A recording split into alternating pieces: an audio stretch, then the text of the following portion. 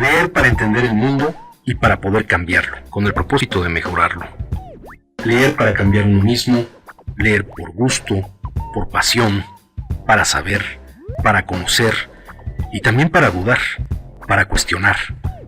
Letras militantes. Comenzamos.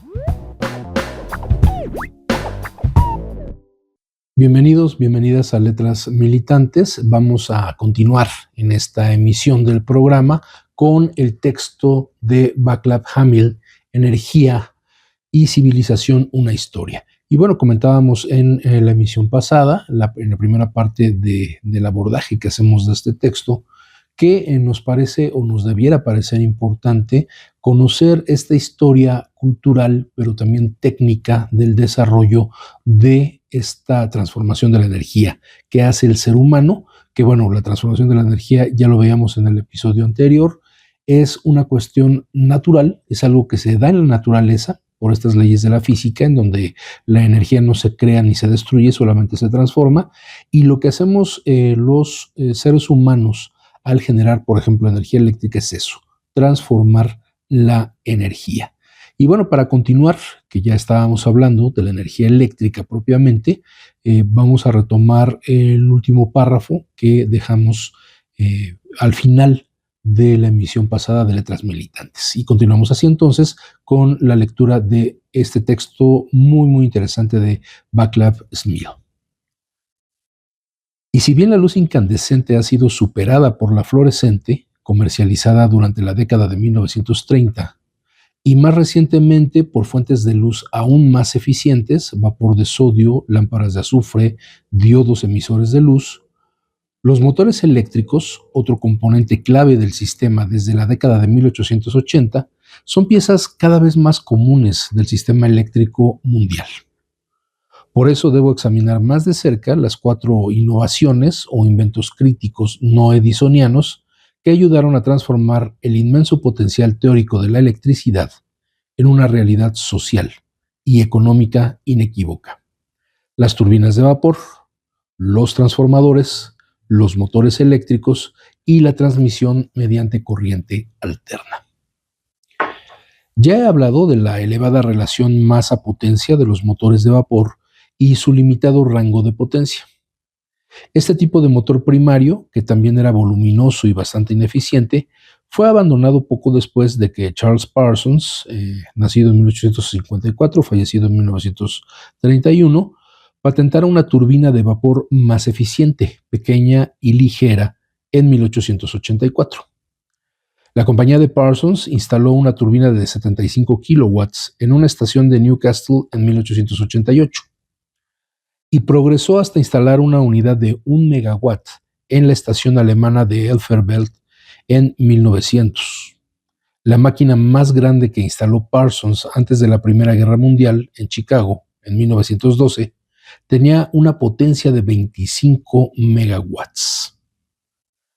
Mientras que los motores de vapor rara vez funcionaban a más de unos pocos cientos de RPMs, de revoluciones por minuto, las turbinas modernas alcanzaban las 3.600 revoluciones por minuto y pueden trabajar con una presión de 34 megapascales y vapor supercalentado a 600 grados centígrados, o sea, una gran cantidad de presión y a un calor impresionante, lo que genera eficiencias de hasta el 43%. Recordemos que en esta transformación de la energía hay una pérdida y la eficiencia consiste en qué tanto de la energía que se utiliza finalmente se recupera o se genera. Y entonces, pues una eficiencia del 43% es bastante alta. También pueden construirse motores que van desde unos pocos kilowatts a más de 1 gigawatt y, por tanto, cubren necesidades que van desde la conversión de calor residual en electricidad a pequeña escala hasta los enormes turbogeneradores de las centrales nucleares. Los transformadores son máquinas comunes e indispensables en el mundo moderno. Hicieron posible la generación de electricidad centralizada y barata. Y al mismo tiempo están totalmente ausentes del imaginario colectivo. Y es cierto, nosotros vemos, quienes trabajamos en luz y fuerza y sobre todo en áreas técnicas operativas, pues cuando hablábamos de los transformadores, de los botes, pues muchas veces los usuarios en general que solicitaban el servicio, etcétera, pues no sabían exactamente a qué nos referíamos con los transformadores. Cuando decíamos, bueno, el bote ese que está en el poste, o este que está aquí enterrado en una bóveda, o que está aquí en esta coraza, que es una pues, protección que se le pone al transformador, bueno, ya entendían a qué nos referíamos. Y bueno, lo dice el propio autor. Suelen estar escondidos bajo tierra, dentro de un edificio o detrás de una valla elevada, y ser silenciosos y estacionarios. La primera transmisión eléctrica de corriente continua, o CC, desde una central a los consumidores tuvo un alcance limitado. Exceder la transmisión más allá del límite de los 400 metros cuadrados hubiera requerido la instalación de enormes conectores que, como concluyó Siemens, ya no podían colocarse en canales estrechos situados debajo de las aceras, sino que exigían la construcción de costosos subterráneos, auténticas cuevas eléctricas. La única alternativa habría sido la construcción de numerosas estaciones, cada una dedicada a una zona muy limitada. Cualquiera de estas dos opciones hubiera sido costosísima. Los transformadores de corriente alterna proporcionaron una solución barata y fiable. Como ya hemos dicho, los transformadores funcionan por inducción electromagnética, proceso descubierto por Faraday. Su desarrollo no fue el resultado de un invento innovador, sino de mejoras graduales. Esto es lo que nos ha estado explicando el autor desde las primeras páginas, que no es de repente un proceso mágico, un proceso espontáneo el que nos da lugar a una nueva invención, sino que a partir de algo que se descubre, que se arma y se va mejorando con el paso del tiempo, se van logrando estas mejoras, estos avances tecnológicos. En 1883, Lucien H. Goulart y John D. Gibbs crearon un influyente diseño inicial. Posteriormente, 3 ingenieros húngaros lo mejoraron utilizando núcleos de hierro cerrados.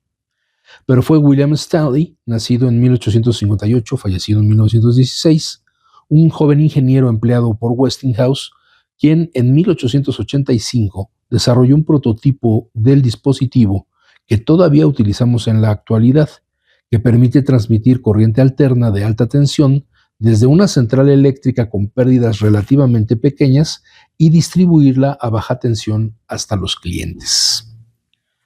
Como ocurrió con otros componentes de los nuevos sistemas eléctricos, las capacidades y voltajes de los transformadores crecieron rápidamente durante el resto del siglo XIX y antes de la Primera Guerra Mundial. No creo que exista una mejor valoración de este sencillo pero ingenioso dispositivo que la que realizó Stanley en 1912 en un discurso en el Instituto Americano de Ingenieros Eléctricos. Y decía Stanley: es una solución completísima y sencilla para un problema muy complejo. Hace palidecer a cualquier intentona mecánica de regulación. Maneja las enormes cargas de energía que se le dan o quitan instantáneamente con asombrosa facilidad, certeza y eficiencia. Es increíblemente fiable, fuerte y segura. Es una mezcla de acero y cobre en la que fuerzas extraordinarias están tan bien equilibradas que son casi insospechables. Esta es la manera como, asombrado de sus propias invenciones, de sus propios adelantos tecnológicos, los propios ingenieros, las propias personalidades de esa época, pues veían materializarse estos equipos, estas herramientas con las que se transforma la energía, y que, bueno, lo transportaban a esa emoción en el lenguaje, en el discurso, para poder expresar esa sorpresa, esa maravilla que habían generado, que habían creado para la electricidad. Los transformadores fueron esenciales para la elección de la corriente alterna como estándar de las nuevas redes eléctricas. La corriente continua era una elección lógica para las primeras mini redes aisladas, limitadas a partes de ciudades, y además existía una innegable preocupación respecto a la seguridad de la corriente alterna de alta tensión. Pero ninguna de las dos justificaba la agresiva campaña anticorriente alterna de Edison. Se ha retratado en varias películas y documentales. Fue una guerra brutal, y fue una guerra que Edison, pues lógicamente, convencido de que sus invenciones con la corriente continua o corriente directa eran las efectivas, pero que además ya le representaban una ganancia en el mercado que no estaba dispuesto a perder, porque pues ya había demostraciones plenamente científicas de que la corriente alterna podía funcionar mejor. Y entonces lo que hace es una campaña impresionante en medios, electrocutando animales, elefantes, etcétera, y que finalmente sirvió para que se considerara el uso de la corriente alterna para crear un elemento de ejecución para los seres humanos condenados a muerte, que fue la silla eléctrica. Pero ninguna de las dos justificaba la agresiva campaña anticorriente alterna de Edison, que comenzó en 1887 e incluía la electrocución de perros y gatos callejeros en una lámina de metal cargada con 1 kilovolt de un generador de corriente alterna para demostrar los peligros mortales de la corriente alterna. Y los ataques personales a George Westinghouse, nacido en 1846, fallecido en 1914, principal empresario industrial de Estados Unidos, empleador de Stanley y uno de los primeros promotores de la corriente alterna. En 1889, Edison llegó a escribir lo siguiente: mi deseo personal sería prohibir por completo el uso de la corriente alterna. Es tan innecesaria como peligrosa. Y por tanto no veo justificación alguna para la introducción de un sistema que no tiene ninguna opción de ser sostenible y en cambio presenta numerosos peligros para la vida y la propiedad.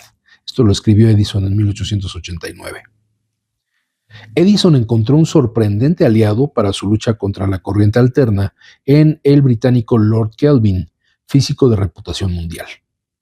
Un año más tarde, Edison defendió públicamente la corriente continua.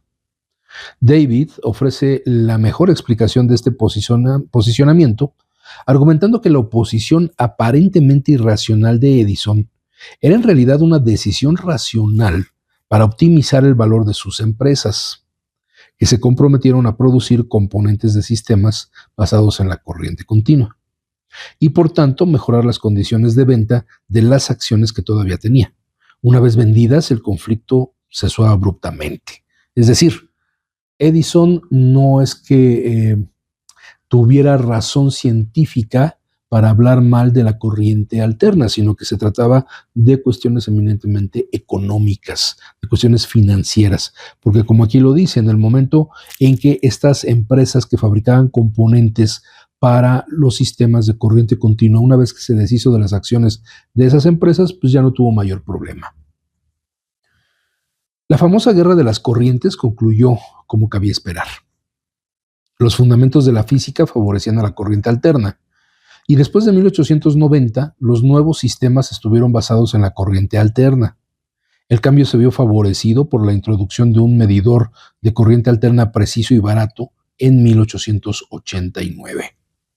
Mientras que los sistemas de corriente continua existentes, que en 1891 suministraban más de la mitad de la iluminación urbana de Estados Unidos, o sea, imagínense, más de la mitad, por eso le interesaba el negocio a Edison. Más de la mitad de la iluminación urbana de Estados Unidos se hacía con sistemas de corriente continua o de corriente directa.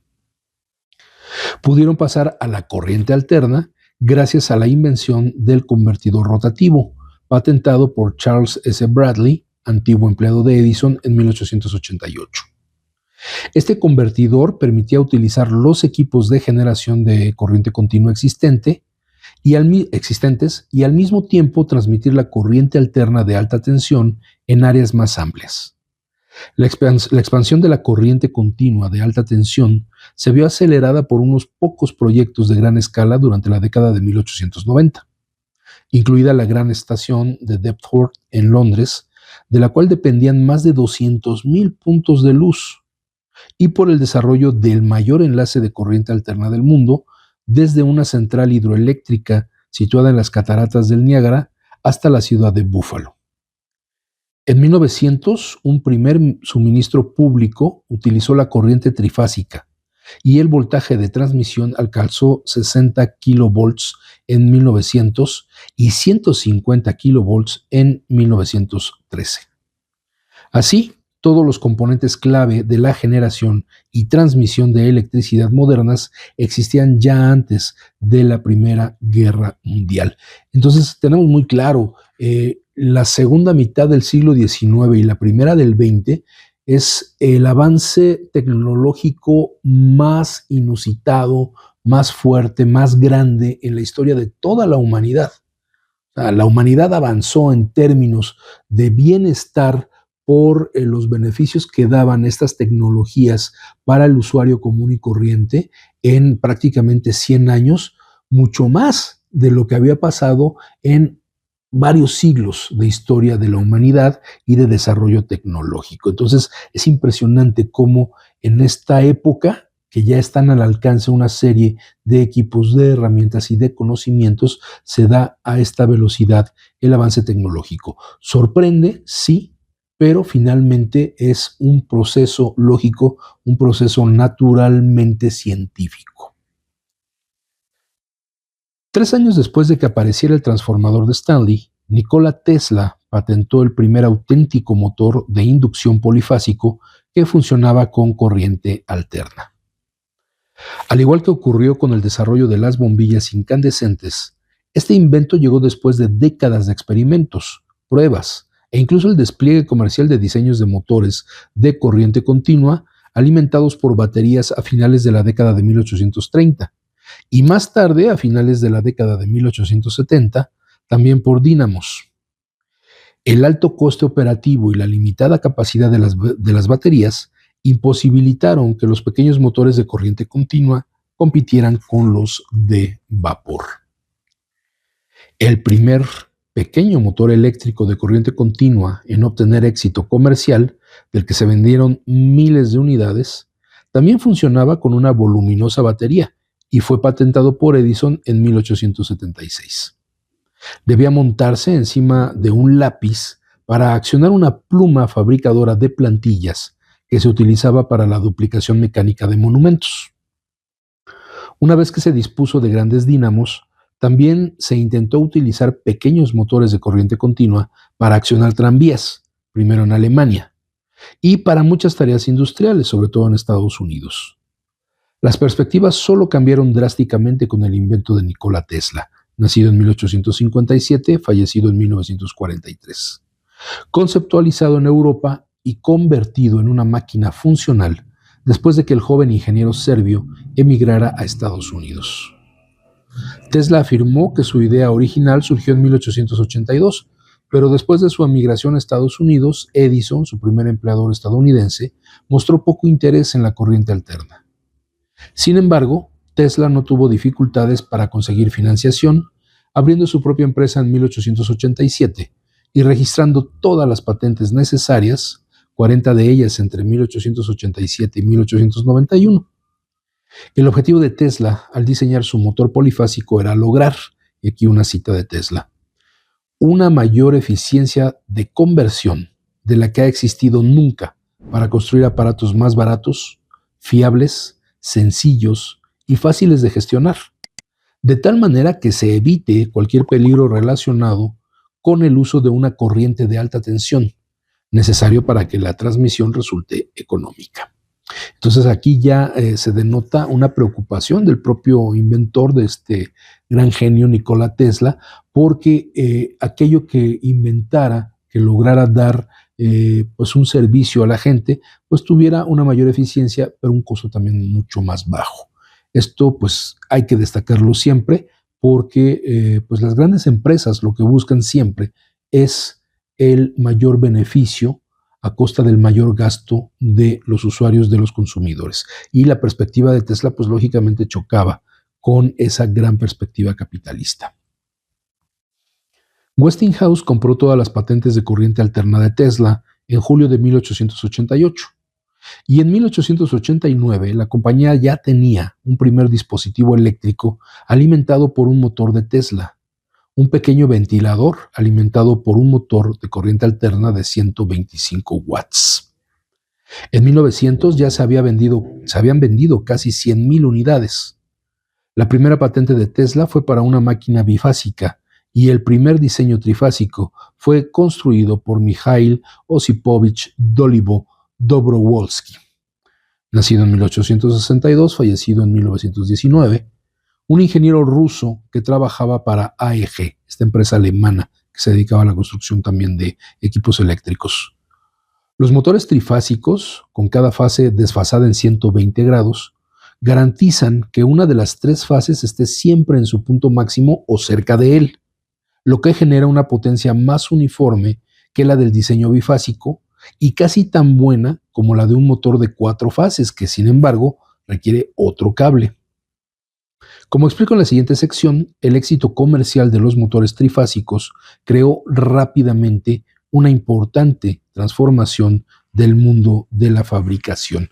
Todos estos impactos en el desarrollo tecnológico, lógicamente primero tienen que ver con un impacto en el nivel industrial, que es en donde se explotan, donde se tienen en primer lugar los recursos, ¿no?, para la fabricación de estos equipos o de estas herramientas de transformación. Y entonces ahí es donde se empiezan a ver las grandes transformaciones y las grandes innovaciones que después van, vamos a decirlo así, bajando hasta el consumidor más básico, como cualquiera de nosotros, que hace uso de estos equipos en la casa o incluso ya en aparatos tan portátiles como puede ser un teléfono celular. Entonces es muy interesante cómo hace este desarrollo Václav Smil y nos va llevando de la mano en esta historia del desarrollo de la energía eléctrica. Pasamos así a este episodio, a este capítulo que se llama Innovaciones técnicas. La gran transición de los combustibles tradicionales de fitomasa a los combustibles fósiles y de las fuentes de energía animadas a las mecánicas trajo consigo cambios sin precedentes, tanto por sus nuevas cualidades, verdaderamente trascendentales, como por la velocidad de adopción, es decir, la velocidad con la que fue generándose este mercado, en donde estos equipos inanimados, ya no vehículos de tracción animal, ya no pues otro tipo de instrumentos utilizados por el ser humano y que mecánicamente tenía que moverlo, sino que ya se mueven por electricidad en este caso, bueno, pues ha sido endiabladamente sorprendente para la propia humanidad. En 1800, los habitantes de París, Nueva York o Tokio vivían en un mundo cuyos fundamentos energéticos no eran diferentes de los de 1700 o incluso del año 1300. La madera, el carbón, el trabajo duro y los animales de tiro servían para todo. En 1900, en las grandes ciudades occidentales, mucha gente vivía en sociedades cuyos parámetros técnicos eran casi totalmente diferentes de los que dominaban el mundo en 1800.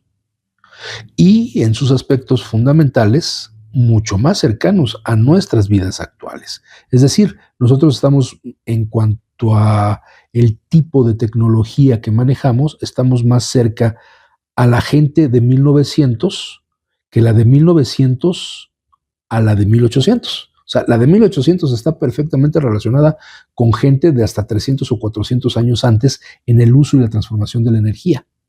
A partir de 1900, como mencionaba hace unos momentos, el desarrollo tecnológico es tal que, bueno, para nosotros ya es una cuestión familiar lo que empezó a conocerse a inicios del siglo XX.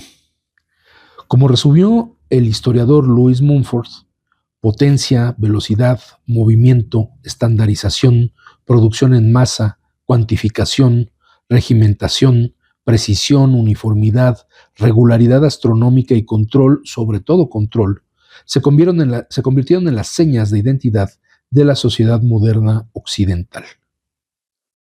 Abundan los ejemplos de este tipo de cambio. He seleccionado solo unas pocas mejoras globales para ilustrar la magnitud de estos avances. Al nivel más fundamental, en 1800 se consumían alrededor de 20 exajoules. Exa, pues es una unidad, un prefijo que nos marca que equivale a una potencia de 10 a la 18. O sea, más arriba de un mega o un giga. Está un mega, un giga, un tera, un peta y luego sigue un hexa. Entonces, aquí nos dice, en 1800, a nivel global, se consumía alrededor de 20 exajoules de energía en el mundo. equivalente a menos de 500 megatoneladas de petróleo, para que nos demos una idea, de los cuales el 98% era fitomasa, principalmente leña y carbón vegetal. En 1900, el suministro total de energía primaria se había duplicado con creces hasta 43 exajoules, equivalentes a más de una gigatonelada de petróleo. Y la mitad de esa energía provenía de combustibles fósiles, principalmente carbón. En 1800, el motor primario inanimado más potente del mundo, el motor de vapor mejorado de Watt, tenía una capacidad algo superior a 100 kilowatts. En 1900, los motores de vapor más grandes tenían una potencia de 3 megawatts, es decir, 30 veces más de lo que 100 años antes tenía de capacidad un motor. En 1800, el acero era una rareza. En 1850 se comercializaba en cantidades comparativamente muy limitadas, incluso en Reino Unido, y solo se producían algunos cientos de miles de toneladas al año en todo el mundo. Para 1900, la producción mundial era de 28 megatoneladas de acero. Entonces, es lo que comentamos, el siglo XIX es el disparo más importante en el avance tecnológico y con las consecuencias que todos conocemos, que también tiene que ver con la destrucción del medio ambiente, la contaminación y pues el poner en peligro incluso las vidas del género humano. Nótese los términos casi y en sus aspectos fundamentales, empleados para describir el mundo de 1900. La transformación fue muy profunda tanto en términos cualitativos como cuantitativos, y el ritmo al que ocurrió fue verdaderamente sorprendente. Al mismo tiempo, el mundo de los combustibles fósiles y los motores inanimados era todavía muy nuevo. A menudo resultaba muy ineficaz y conllevaba muchos impactos medioambientales negativos. En 1900, Estados Unidos y Francia ya eran sociedades abrumadoramente fósiles, pero el mundo, en su conjunto, todavía obtenía la mitad de su energía primaria de la madera, el carbón vegetal y los residuos de cultivos. Curiosamente, todavía faltaban 17 años para que incluso Estados Unidos alcanzara su propio récord de caballos de tiro disponibles o caballos de fuerza. Y aunque las bombillas incandescentes, los motores eléctricos y los teléfonos avanzaban rápidamente, la mayor parte de la electricidad utilizada por las familias en las ciudades de Estados Unidos o Alemania solo permitía encender unas pocas bombillas. Los cimientos de un nuevo mundo energético estaban firmemente establecidos, pero durante el siglo XX todos los componentes del sistema siguieron evolucionando, empujados por un crecimiento muy rápido y mejoras cualitativas, principalmente el aumento de la eficiencia, la productividad, la fiabilidad, la seguridad y el impacto ambiental. Esta progresión fue interrumpida por la Primera Guerra Mundial y luego por la crisis económica de los años 1930. La Segunda Guerra Mundial aceleró el desarrollo de la energía nuclear y la introducción de las turbinas de gas, motores de reacción, y la propulsión de cohetes. La fase de crecimiento que vino después de 1945 en todas las industrias energéticas alcanzó un nuevo pico a principios de la década de 1970, de tal manera que posteriormente muchas técnicas energéticas se estancaron en tamaño y a menudo en rendimiento. Vamos a hacer en este momento una pausa para pasar al intermedio musical a cargo de nuestro compañero Carlos Villanueva. Y regresando de esta pausa, continuamos con la lectura de Energía y Civilización, una historia de Václav Smil. En un momento regresamos. Estás escuchando Letras Militantes.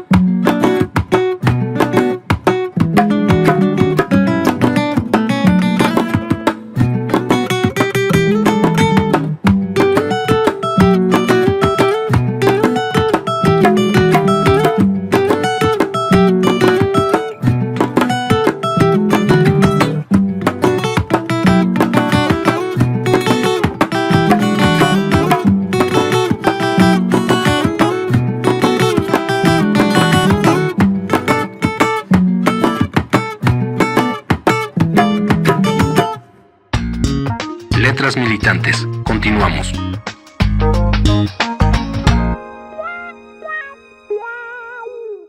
Ya estamos de vuelta en Letras Militantes con esta segunda parte de Energía y Civilización, una historia del autor Václav Smil. Y bueno, ya como se ha insistido desde la emisión anterior y en esta, con la lectura que hemos dado al texto, bueno, pues vamos viendo este desarrollo de la energía que no se da de manera espontánea, no se da de manera mágica, sino que es resultado de un proceso de evolución constante en el pensamiento, el desarrollo de la educación, el desarrollo de nuevas herramientas para extraer el mayor beneficio de minerales, de metales y de poder conjuntar estas dos partes, las ideas, que sí en algún momento son ideas novedosas, pero que lo que hacen es ir sumando esfuerzos a una serie de invenciones que ya se han ido desarrollando y que a lo mejor no han tenido el mejor de los éxitos, pero que conforme va creciendo esta capacidad de diseñar, pero también esta capacidad de transformar todos los elementos, todos los medios a nuestro alrededor,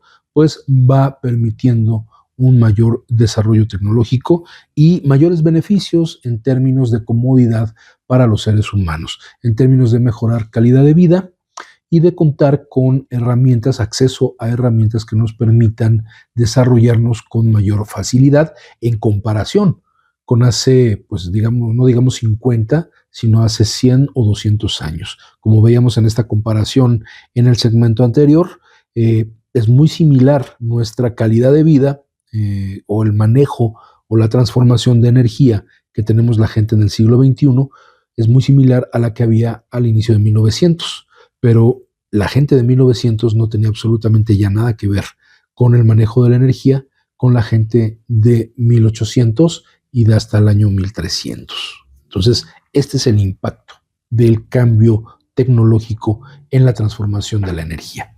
Vamos a continuar ya con otro capítulo de este texto de Energía y Civilización que se titula La energía en la historia del mundo.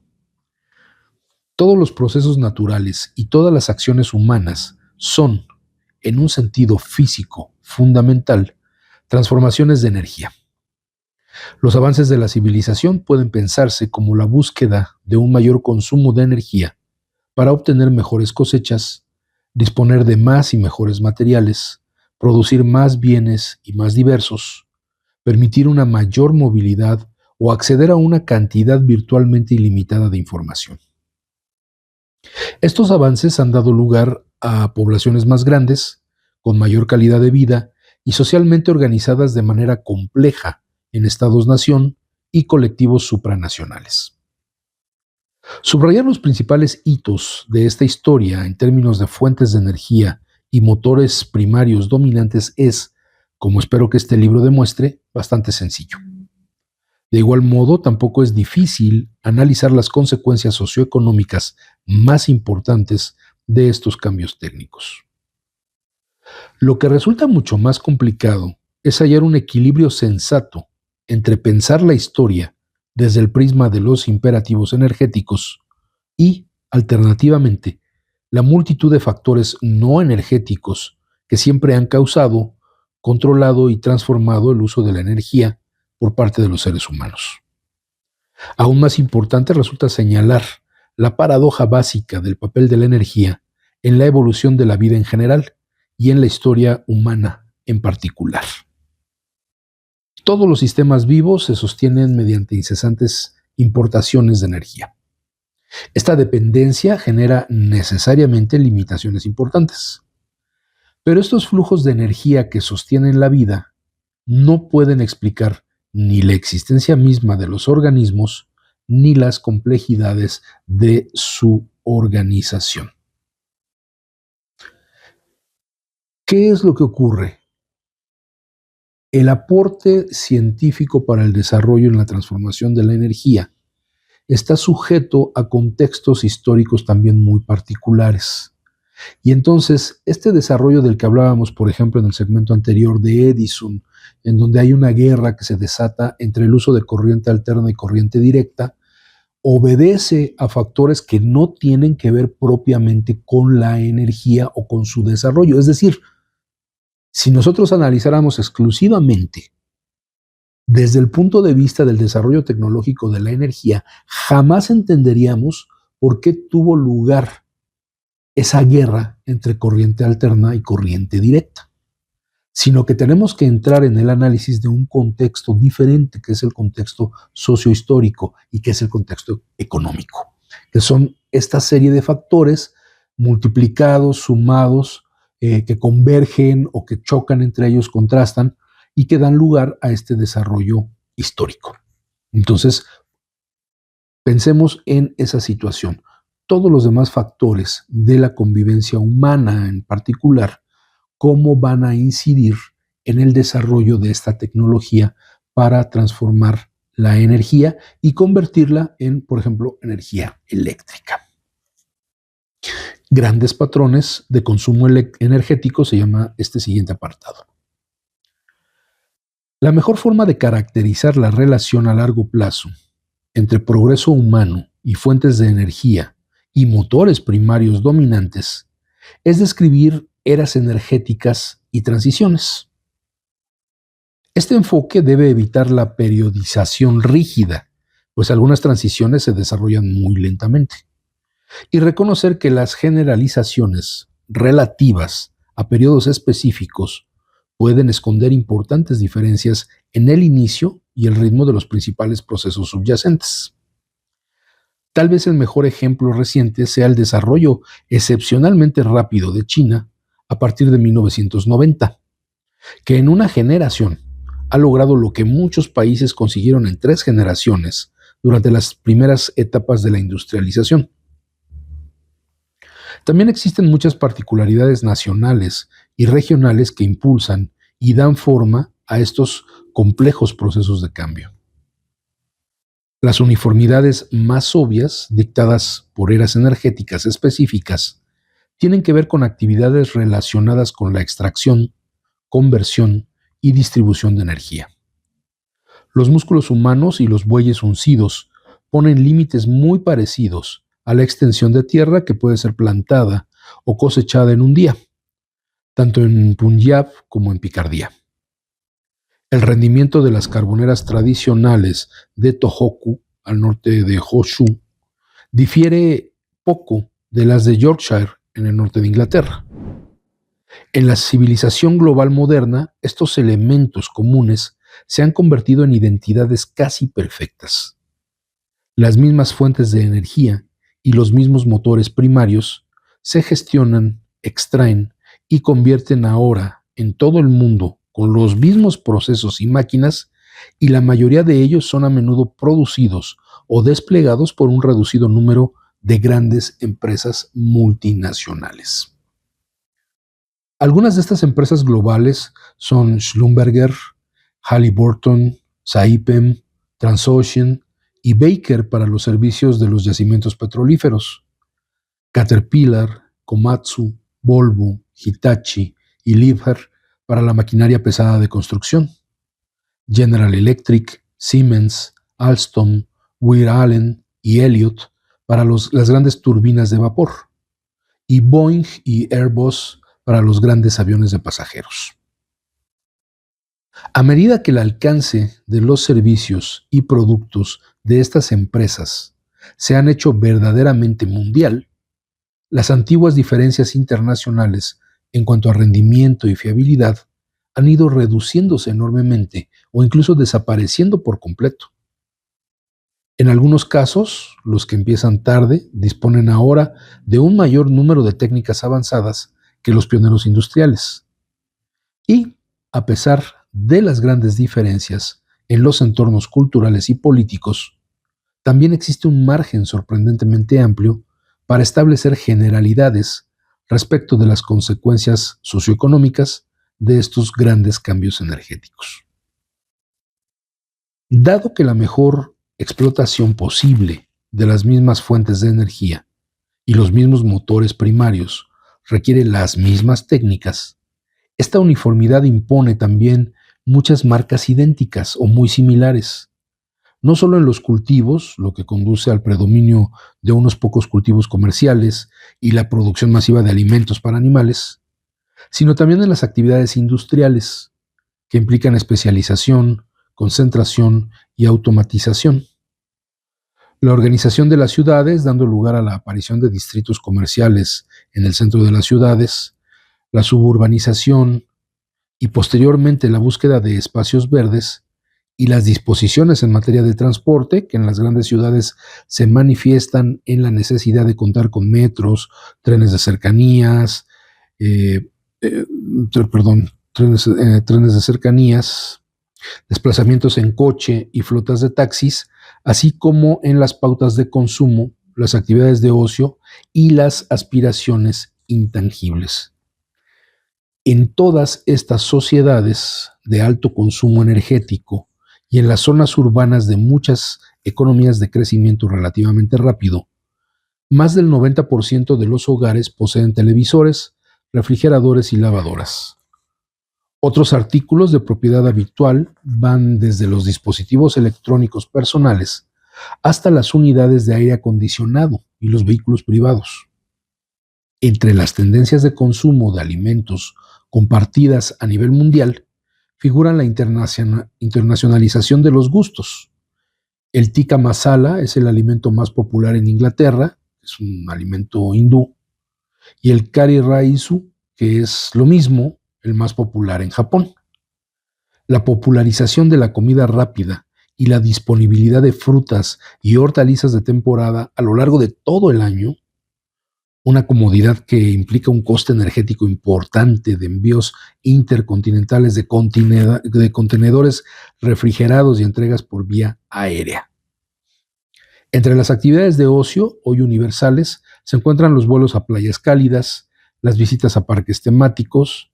El Disneyland estadounidense existe ahora también en Francia, China, Hong Kong y Japón. Y los cruceros, que antes eran un entretenimiento europeo y americano, y ahora experimentan su mayor crecimiento en Asia. Y llevando el análisis un paso más allá, los fundamentos energéticos compartidos también afectan de manera parecida a muchas aspiraciones intangibles, especialmente la educación superior y de élite. Vamos viendo cómo se construye esta dependencia e interrelación entre el consumo, la transformación de la energía, el consumo energético y la evolución en la calidad de vida. Y aquí hay un detalle muy interesante.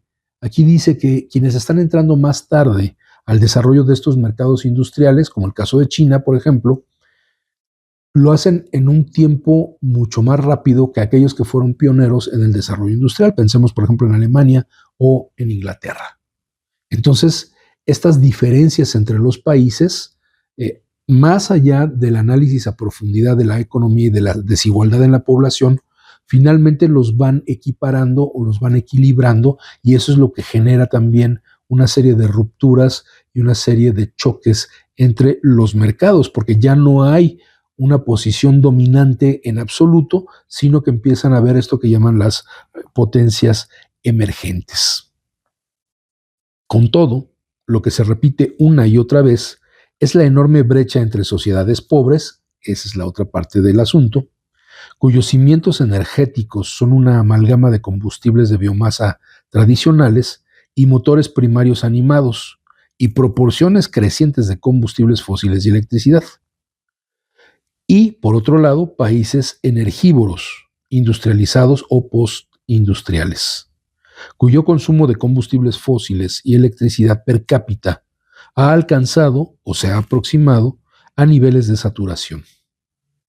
Esta brecha puede observarse en todos los ámbitos: el rendimiento económico global, el nivel de vida medio, la productividad laboral o el acceso a la educación. Y cada vez está menos relacionada con disparidades internacionales y más con una división basada en privilegios, realidad que las clases acomodadas en China y la India reflejan de manera especialmente clara. En 2013, una filial del Club de Automóviles Deportivos de China exigió a sus miembros que tuvieran un coche mejor que el Porsche Carrera GT de $440,000, mientras que el edificio residencial privado más caro de Asia, el rascacielos de 27 pisos y $2,000 millones de Mukesh Ambani en el centro de Bombay, tiene una vista sin obstáculos sobre las extensas barriadas de la ciudad. Es decir, también aquí se puede detectar que de ese crecimiento o de esa dinámica industrialización de ciertas naciones que no contaban con esos elementos, al interior, no como decía hace rato con las otras naciones competidoras, sino al interior de los propios países se van generando más estas brechas en cuanto a el disfrute de estos medios que ofrece el desarrollo tecnológico. Eras energéticas y transiciones.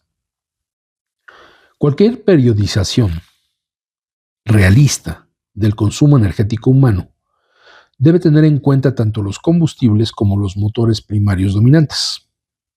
Esto impide las dos divisiones posibles y conceptualmente atractivas de la historia en solo dos eras energéticas distintas. El contraste entre lo animado y lo inanimado diferencia las sociedades tradicionales en las que los músculos humanos y animales eran los principales motores primarios, de la civilización moderna, que depende de máquinas alimentadas con combustibles y electricidad. Pero esta división engaña tanto sobre el pasado como sobre el presente. En algunas antiguas altas culturas, dos clases de motores primarios inanimados, las ruedas hidráulicas y los molinos de viento, tuvieron una importancia crítica siglos antes del advenimiento de las máquinas modernas.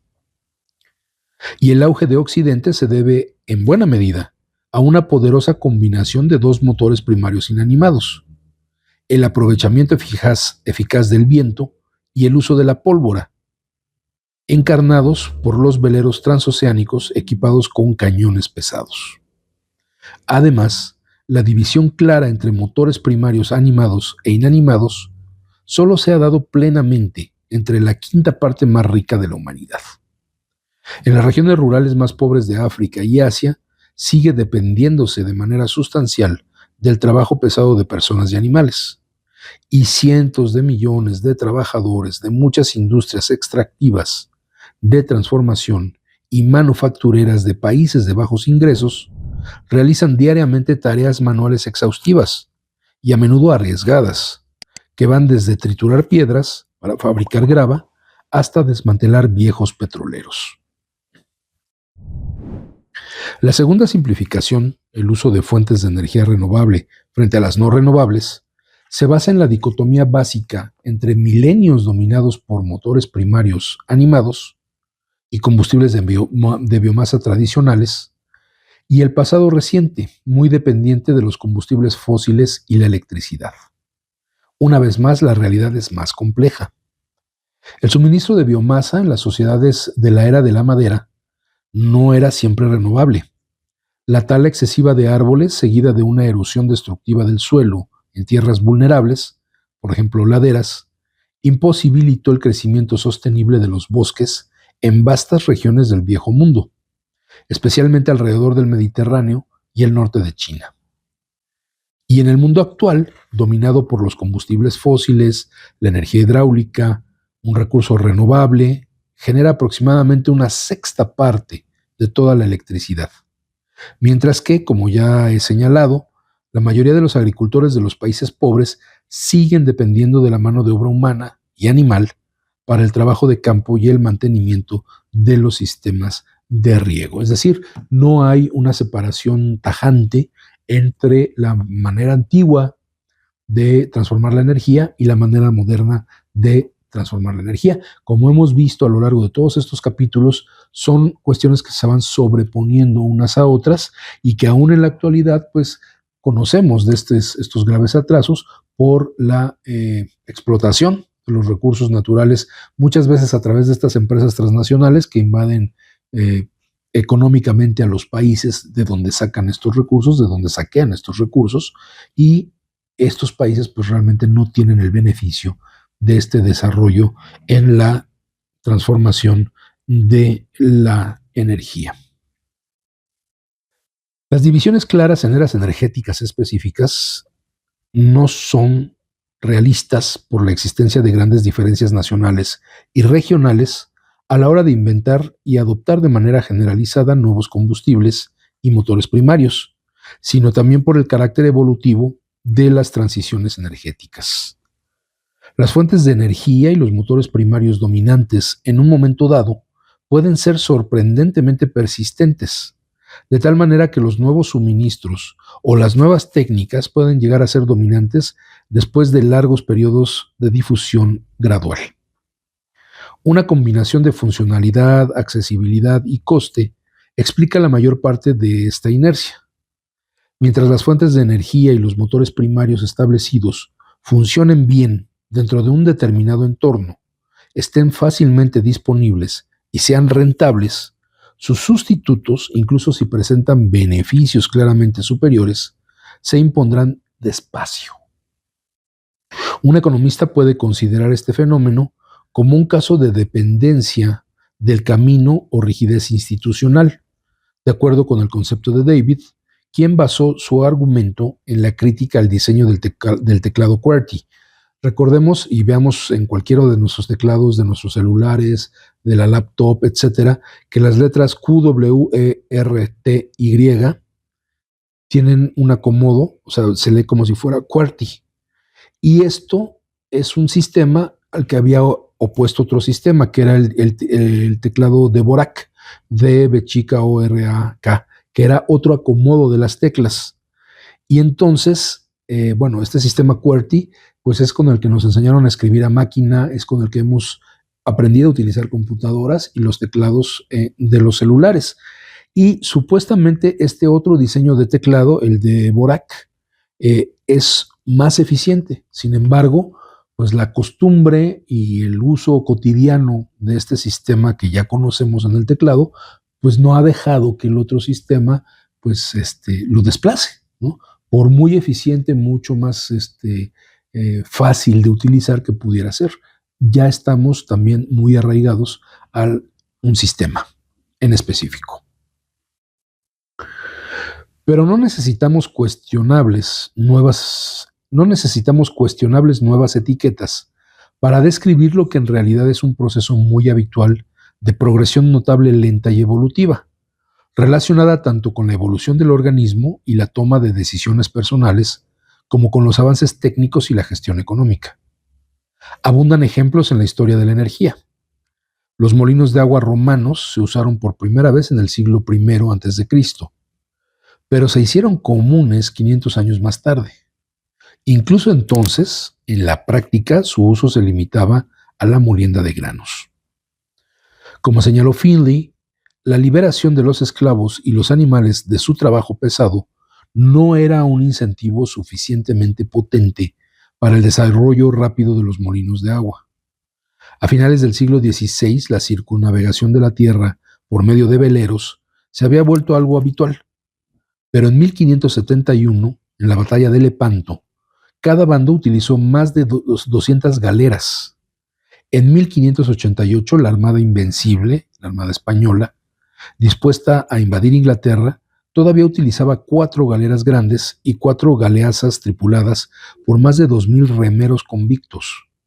Y las galeras suecas, dotadas de abundante artillería, se utilizaron para destruir gran parte de la flota rusa en 1790 en la segunda batalla de Svensund. Los animales de tiro, la energía hidráulica y las máquinas de vapor coexistieron en la Europa industrializada y en América del Norte durante más de un siglo. En Estados Unidos, país rico en madera, el carbón superó a la combustión de leña y el coque pasó a ser más importante que el carbón durante la década de 1880. La potencia mecánica en la agricultura superó la potencia de los caballos y de las mulas solo a finales de la década de 1920.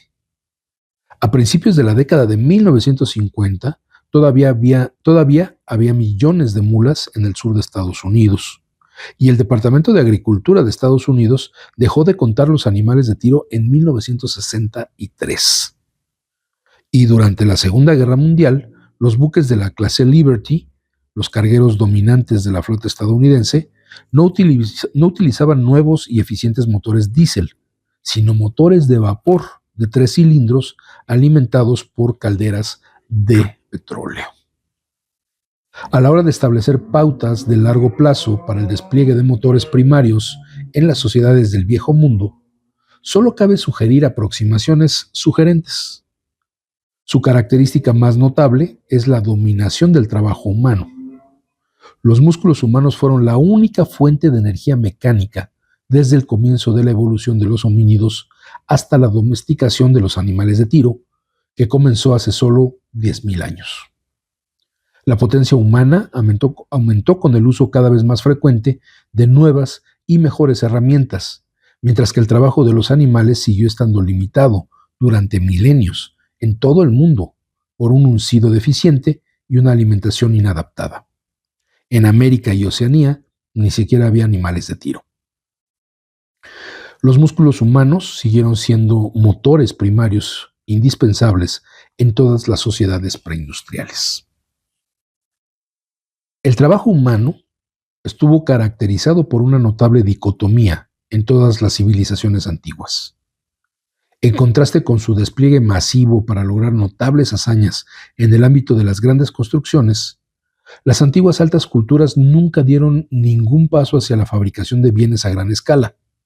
Estuvieran basadas en la esclavitud, la corvée o la mano de obra mayoritariamente libre. La atomización de la producción siguió siendo la norma. Los chinos de la era Han dominaban métodos de producción que podrían haber funcionado a gran escala. Tal vez el más notable fuera el perfeccionamiento de una técnica de fundición de hierro adecuada para producir en masa múltiples piezas prácticamente idénticas de pequeños artículos metálicos a partir de un solo vertido. Pero el mayor horno Han que se ha descubierto mide solo 3 metros de ancho y menos de 8 metros de largo. Más allá de Europa y América del Norte, la manufactura artesanal de pequeña escala siguió siendo la norma hasta el siglo XX. Obviamente, la falta de transporte terrestre barato jugó en contra de la producción en masa. El coste de distribución más allá de un radio relativamente pequeño habría superado la economía de escala obtenida con la fabricación centralizada. Y en realidad muchos proyectos de construcción antiguos no requirieron una cantidad extraordinaria de mano de obra. Varios centenares o unos pocos miles de trabajadores, trabajando solo 2 a 5 meses al año, podían erigir enormes estructuras religiosas o muros defensivos, cavar largos canales de irrigación y transporte y construir extensos diques en un periodo de 20 a 50 años. Con todo, la construcción de muchos proyectos grandiosos duró mucho más.